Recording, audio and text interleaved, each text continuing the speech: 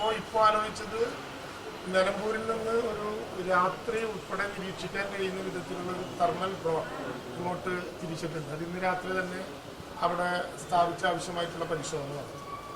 നാളെ കണ്ണൂരിൽ നിന്ന് കൂടി ഒരു തെർമൽ ഡ്രോൺ കൂടി കൊണ്ടുവന്ന് 2 ഡ്രോണുകൾ രാത്രിയും വനമേഖലയ്ക്കകത്ത് വളരെ സൂക്ഷ്മതലത്തിൽ പോയി പരിശോധിക്കാവുന്ന വിധത്തിലുള്ള സംവിധാനങ്ങൾ ഉണ്ടാക്കണം എന്നാണ് ഒരു കാര്യം ആലോചിച്ചത്.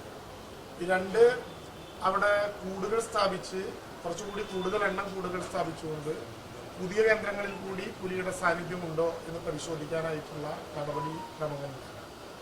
3 തിങ്കളാഴ്ച കൂടുതൽ ആളുകളെ കൂടി സമാഹരിച്ചുകൊണ്ട് ഈ പ്രദേശങ്ങൾ പൂർണ്ണമായും തെരച്ചിലിന് വിധേയമാക്കാൻ കഴിയുന്ന വിധത്തിലുള്ള ഒരു ജനകീയ തെരച്ചിൽ 4-5 സ്ക്വാഡുകളായി തിരിഞ്ഞു.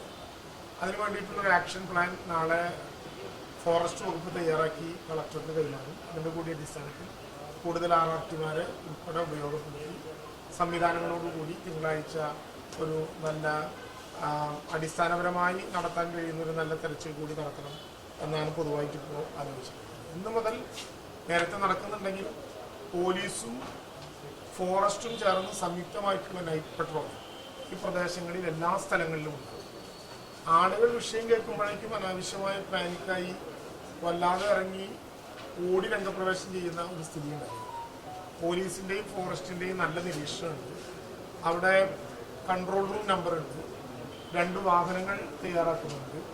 ഏത് ഘട്ടത്തിലും അങ്ങനെ പുലിയുടെ സാന്നിധ്യം കാണുന്ന ഘട്ടത്തിൽ ഉപയോഗിക്കാൻ കഴിയുന്ന പൊതുവെ ഫോറസ്റ്റ് ഉപയോഗിച്ചുകൊണ്ടിരിക്കുന്ന ഒരു ടെലിഫോൺ നമ്പറുണ്ട്. ആ നമ്പർ ഇപ്പോൾ മാധ്യമങ്ങളിലൂടെ എല്ലാവർക്കും നൽകും. ആ നമ്പറിലേക്ക് വിളിച്ചാൽ ഏത് മിനിറ്റിലും എത്താൻ കഴിയുന്ന വിധത്തിൽ സജ്ജമായി സൗകര്യങ്ങളെല്ലാം തയ്യാറാക്കി വെച്ചിട്ടുണ്ട്. ആ വിധത്തിലാണ് കാര്യങ്ങൾ നോക്കുന്നത്. എല്ലാ വൈകുന്നേരങ്ങളിലും എല്ലാ ദിവസവും കളക്ടർ തന്നെ തുടർച്ചയായിട്ട് ഈ കാര്യങ്ങൾ മോണിറ്റർ ചെയ്യാൻ വേണ്ടി ചുമതലപ്പെടുത്തി.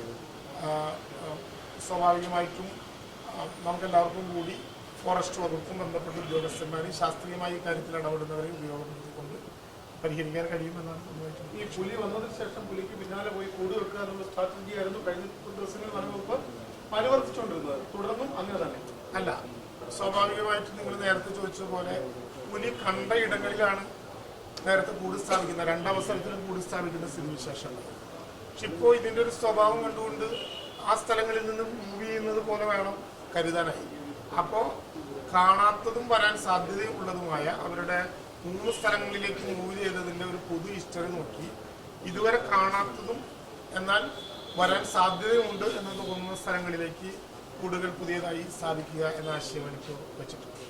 ഈ ഒരു കാര്യം കൂടി, ഈ തീർത്തും ജനവാസ മേഖലയിലാണ് ഈ പുലി ഇപ്പോൾ സഞ്ചരിച്ചുകൊണ്ടിരിക്കുന്നത് അല്ലെങ്കിൽ പര്യടനം നടത്തുന്നത്.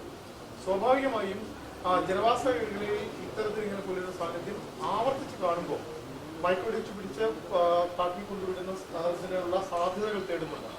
ഉറപ്പായിട്ടും ഇത് മാത്രമല്ല, ഈ പുലി ഏത് മേഖലയിലാണ് ഐഡന്റിഫൈ ചെയ്യുക എന്നുള്ളതാണ് ഏറ്റവും പറയാം. ഇന്ന് നാളെയുമായിട്ടുള്ള ഈ തെർമൽ ഡ്രോണിന്റെ സമീപനം കൂടി ഉപയോഗിച്ച് കഴിഞ്ഞാൽ നമുക്ക് ആ പൊതുസ്ഥിതിയിലേക്ക് വരാനാകും എന്നാണ് അതിൽ തയ്യാറാക്കുന്നത്. അതുൾപ്പെടെയുള്ള വിശദാംശങ്ങൾ അറിയുന്ന ഒരു മാസ്റ്റർ പ്ലാനാണ് ഉന്നതരായിട്ടുള്ള ഉദ്യോഗസ്ഥരുടെ കൂടി ഇക്കാര്യത്തിൽ പരിചയസമ്പന്നമായ ആളുകളുടെ കൂടി അഭിപ്രായങ്ങൾ ആരാഞ്ഞുകൊണ്ട് നാളെ ഉച്ചയ്ക്ക് മുമ്പ് ഫോറസ്റ്റ് വകുപ്പ് തയ്യാറാക്കി ജില്ലാ കളക്ടർക്ക് കൈമാറുക. അതനുസരിച്ച് ആവശ്യമായിട്ടുള്ള നടപടികൾ ജില്ലാ കളക്ടർ കൈക്കൊള്ളും. അതിൽ ഏതറ്റം വരെ പോകുന്ന നടപടികൾ എടുക്കാമോ അതിന് പൂർണ്ണമായിട്ടുള്ള അനുവാദവും പിന്തുണയും സർക്കാർ നൽകിയിട്ടുണ്ട്. ബഹുമാനപ്പെട്ട MLA കളക്ടറും കൂടി ഇക്കാര്യങ്ങൾ തുടർച്ചയായിട്ട് പരിശോധിക്കാനുള്ള സൗകര്യം ഉണ്ടായിട്ടുണ്ട്. ഏതെങ്കിലും പരിമിതമായിട്ടുള്ള സാഹചര്യങ്ങളുടെ കുറവുണ്ടെങ്കിൽ അതെല്ലാവർക്കും പരിശോധിക്കാം, പരിഹരിക്കാമെന്നാണ്.